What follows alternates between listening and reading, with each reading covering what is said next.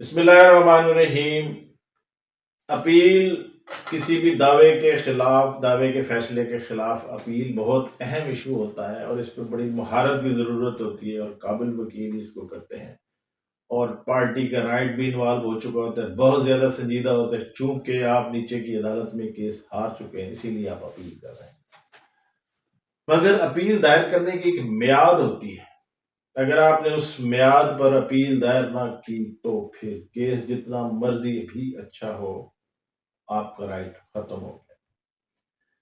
تو اپیل جو ہے میعاد کے بغیر دائر، معیار کے اندر ہی دائر ہوگی، میعاد کے بعد دائر نہیں ہو سکتی، ہوگی تو انٹرٹین نہیں ہوگی، دائر ہوگی تو خارج ہو جائے گی۔ مگر ایک صورت ہے کہ آپ کی اپیل اگر میعاد میں دائر بھی نہ ہوئی ہو پھر بھی خارج نہیں ہوگی۔ کیوں؟ بہت اہم بات ہے۔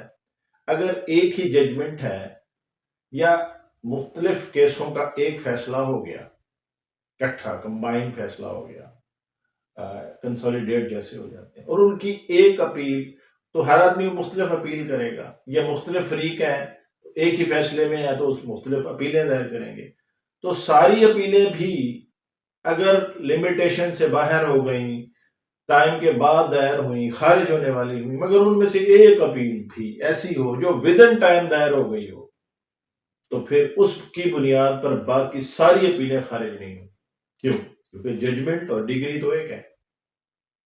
اس ججمنٹ اور ڈگری کے خلاف ایک بھی اپیلانٹ اگر ودن ٹائم چلا گیا تو وہ باقیوں کو بھی روک لے گا کہ ان کی اپیل خارج نہیں ہوگی۔ یہ ایک پرنسپل ہے۔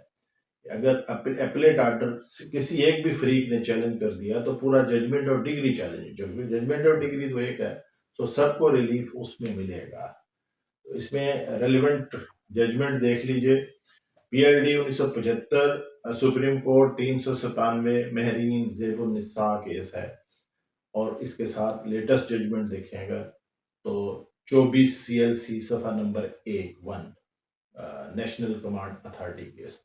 دونوں کیسز کو دیکھیں گے تو آپ دیکھیں گے کہ اگر جوائنٹ ججمنٹ میں یا ایک ہی ججمنٹ میں مختلف فریقوں میں سے کوئی ایک بھی ودن ٹائم اپیل میں چلا گیا تو سب کی اپیل خارج نہیں ہوگی۔ وسلام۔